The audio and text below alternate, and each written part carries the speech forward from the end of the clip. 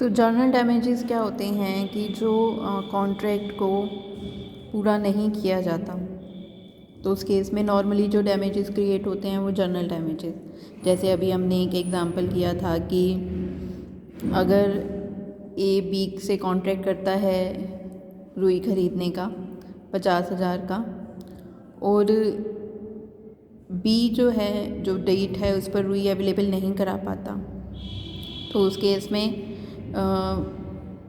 ए को वही रुई जो है वो 60,000 रुपये, उतनी ही क्वांटिटी की रुई 60,000 रुपये में उसने ख़रीदी, तो अब बी को ए को जो है 10,000 रुपये डैमेजेस पे करने पड़ेंगे। ये जर्नल डैमेजेस हैं।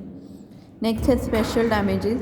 स्पेशल डैमेजेस जो हैं वो स्पेशल सर्कमस्टांसेस में क्रिएट होते हैं।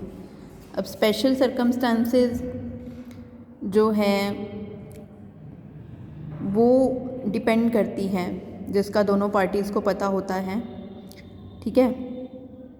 और स्पेशल डैमेजेस तभी आप क्लेम कर सकते हो जब डिफ़ॉल्टिंग पार्टी को कॉन्ट्रैक्ट करते टाइम ये पता हो कि जो एग्रीव्ड पार्टी है उसको ये स्पेशल डैमेजेस जो है बियर करने पड़ेंगे, ठीक है।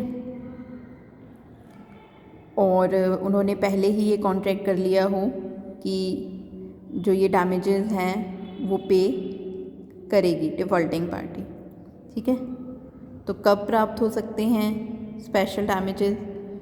तो एक तो स्पेशल केस होगा, सर्कमस्टेंसेस होंगी, उसी केस में ही ये मिल सकते हैं। दूसरा, दोनों पार्टीज़ को इसके बारे में पता होना चाहिए, ठीक है, कि स्पेशल डैमेजेस हैं और इसी सर्कमस्टांसेस में होगी ये।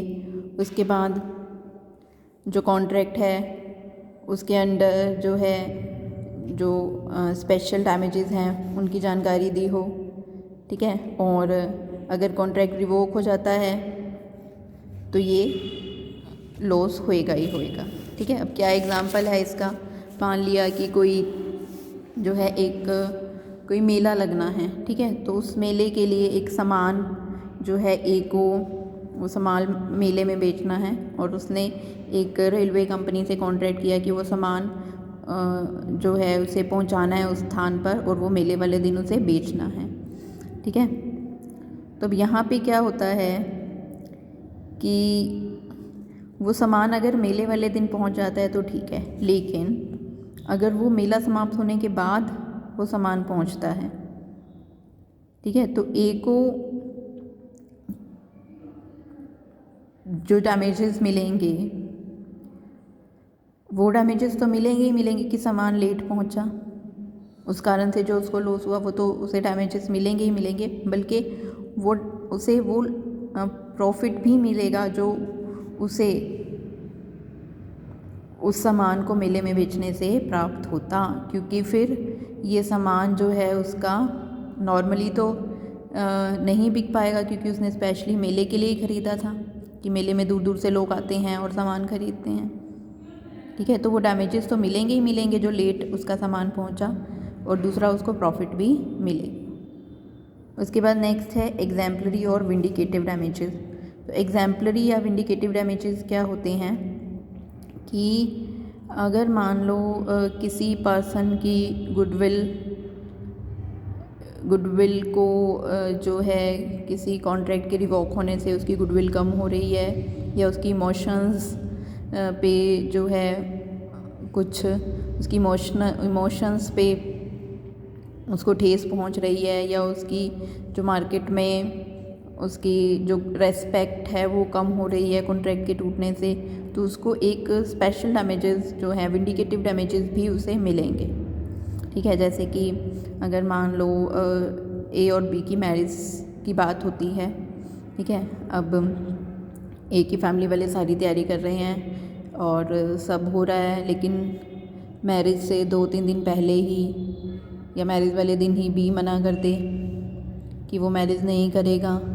तो यहाँ पे बात ये नहीं है कि ए ने बहुत तैयारियाँ की, ए की फैमिली ने बहुत तैयारियाँ की या सामान ख़रीदा, लेकिन बी की कुछ इमोशंस अटैच हो गई, ठीक है।